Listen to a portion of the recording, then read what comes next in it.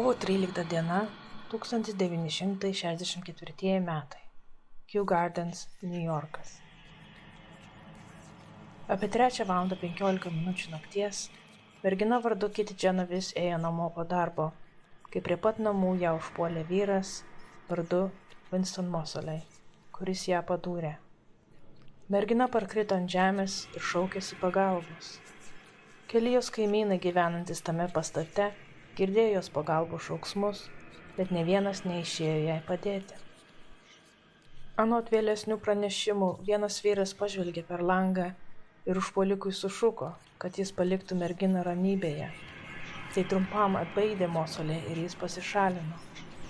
Tuo metu sužeista Kitty Genovese bandė šliaužti gatve į savo butą, bet vėlgi niekas neišėjo jai padėti.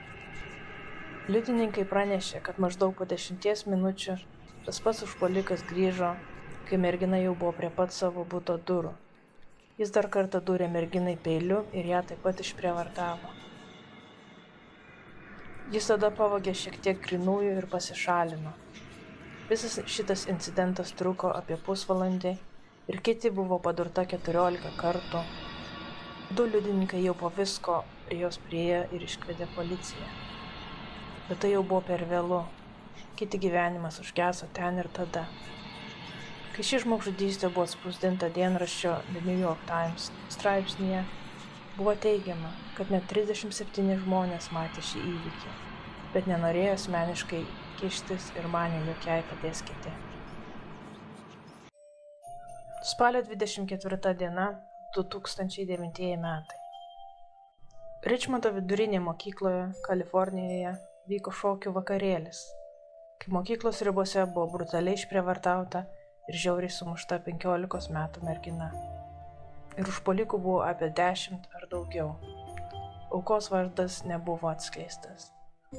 Vėliau buvo pranešta, kad prie įvykio vietos stovėjo apie 10 liudininkų ir vietoj to, kad jie merginai padėtų, jie nusprendė fotografuoti ir filmuoti įvykį savo mobiliaisiais telefonais. Sunku patikėti, ar ne? Palaipsniui liudininkų skaičius išaugo, bet ne vienas nepaskambino policijai, nepranešė mokyklos sargybiniui ar nebandė kitaip merginai padėti. Incidentas truko 2,5 valandos ir tik vėliau, kai netoliese gyvenantis žmogus apie šį įvykį išgirdo, jis paskambino policijai ir mergina buvo nugabenta į ligoninę. Šis įvykis šokiravo visuomenę ir kai vienas iš liudininkų buvo paklaustas, jis teigė, jog jie įspardė galvą ir kitaip mušė, ją apvogė ir nuplėšė į drabužius. To neįmanoma pamiršti. Aš mačiau kitus žmonės ją dehumanizuojančius, mačiau tikrai beprotiškų dalykų. Ji buvo gan tyli ir minutę pamaniau, kad ji mirė, bet tada pamačiau, kad ji vis dar juda. Aš jaučiu, kad man reikėjo kažką daryti, bet nemanau, kad esu atsakingas už tai, kas įvyko. Rugsėjo 17 diena 2019 metai. 16-metis vidurinės mokyklos mokinys vardu Caseen Morris buvo paprašytas sutartu laiku apsilankyti tam tikrame prekybos centre. Ta pačią minutę jam ten atvykus, Morrisas buvo užpultas grupės paauglių ir pakartotinai padurtas į krūtinę. Sužeidimai buvo tokie brutalūs, kad paauglys tą pačią naktį ligoninėje mirė.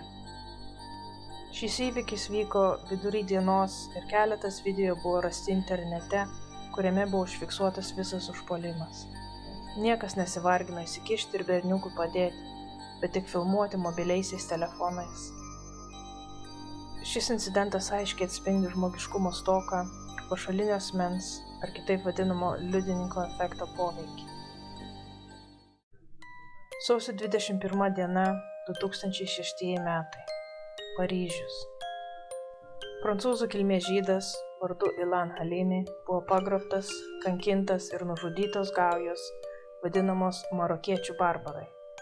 Pagrobėjai manė, jog žydai yra turtingi ir pakartotinai reikalavo iš šeimos didelės pinigų sumos.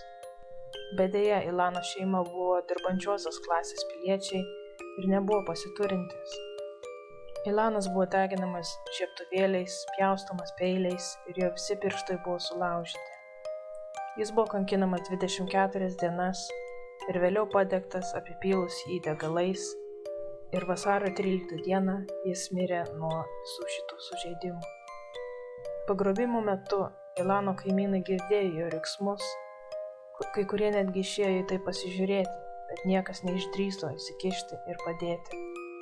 Jo 80% sudegęs kūnas buvo rastas pririštas prie medžio, kurį buvo labai sunku atpažinti. Didėjant socialinių erdvių ir žiniasklaidos poveikių žmonių gyvenimui, pašalinių asmenų efekto įtaka taip pat pasikeitė. Pašalinio asmens efekto poveikis socialinėse platformose yra dar didesnis nei realiame gyvenime, nes mes negalime matyti, kaip kiti žmonės fiziškai reaguoja į tam tikrą situaciją. Virtualaus pašalinio asmens efektą galima suprasti pažvelgus į vieną atvejį, kuris įvyko 2017 metais. Šio įvykio metu 5 vyrų grupė panaudojo seksualinę prievartą prieš paauglę merginą ir tai tiesiogiai transliavo per Facebooką.